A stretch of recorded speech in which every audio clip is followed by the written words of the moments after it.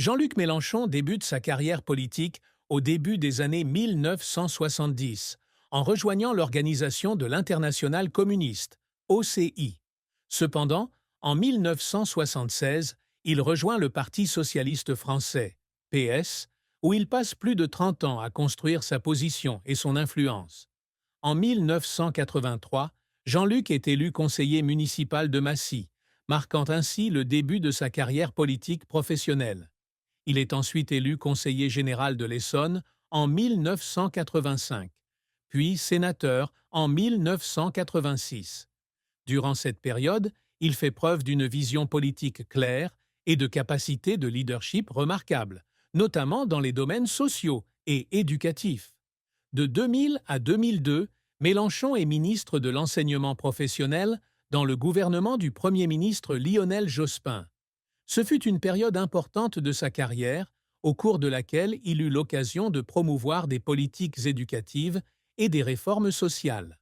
Cependant, la défaite de Lionel Jospin à l'élection présidentielle de 2002 fut un choc énorme pour le Parti socialiste et pour Mélenchon personnellement.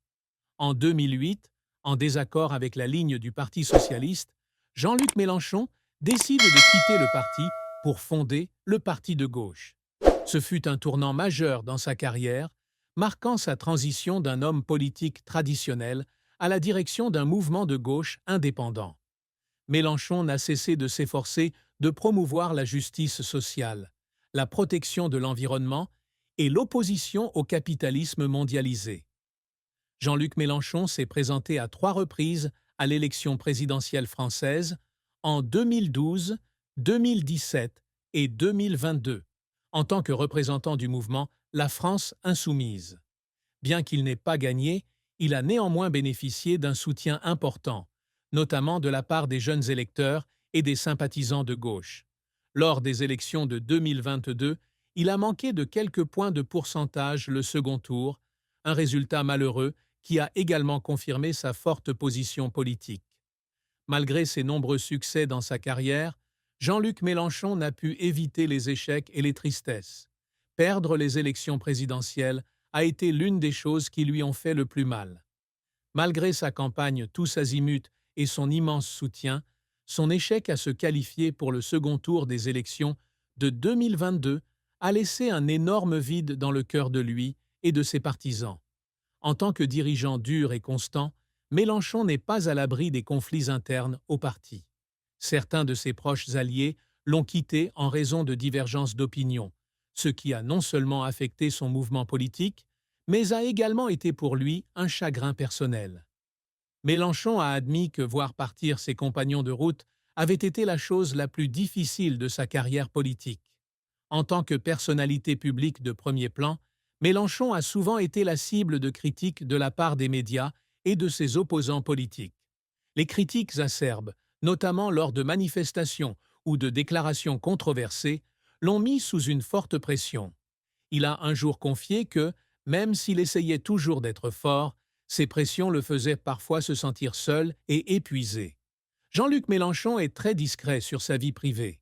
Il était marié et avait une fille, Marilyn Mélenchon, mais les détails sur sa femme et son mariage ne sont pas largement connus.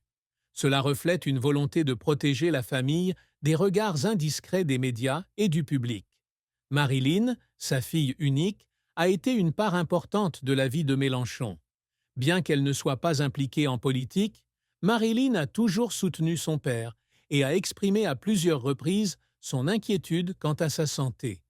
Dans une interview, elle a déclaré « Mon père accorde toujours la priorité à la responsabilité politique, mais il oublie parfois que la santé est également très importante. » Bien qu'il parle rarement de sa famille, Mélenchon a déclaré que sa fille était la plus grande source d'encouragement qui l'aide à surmonter les défis de sa carrière.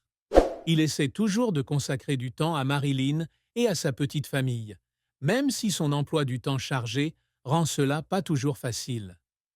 À 73 ans, Jean-Luc Mélenchon maintient toujours un emploi du temps chargé d'activités politiques, de discours et de participation à des manifestations.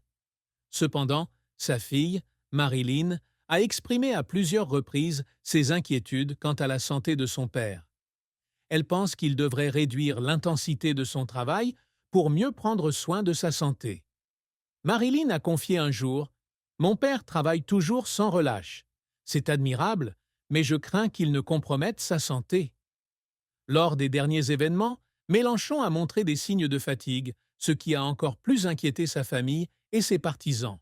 Il a néanmoins toujours affirmé qu'il était encore en assez bonne santé pour continuer à contribuer à ses idéaux politiques.